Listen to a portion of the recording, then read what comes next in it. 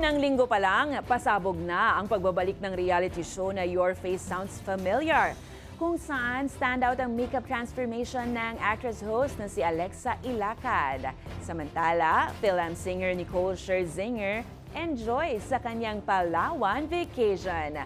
Makichika sa balitang A to Z Showbiz ni Lane Garcia. Alexa slayed it!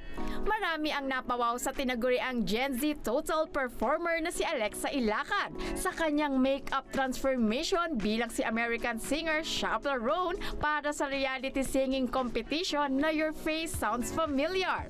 Kuhang-kuha nga ni Alexa ang makeup look ni Chaperone, maging ang performance nito na nagpahanga ng bongga sa mga horado. Sa naturang show, kinanta ni Alexa ang Pink Pony Club ng American singer. Habang kopyang-kopya naman ni Jason D ang boses ni Eric Santos nang kantahin niya ang Pagbigyang Muli. Tila nagkalituhan pa nga nang magkaharap sina Jason at Eric.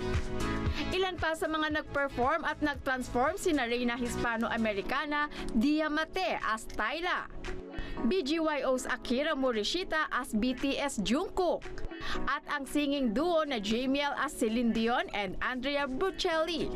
May ilan pang celebrity performers ang may pasabog sa unang week ng Your Face Sounds Familiar. Kaya abangan yan every weekend dito sa A to Z.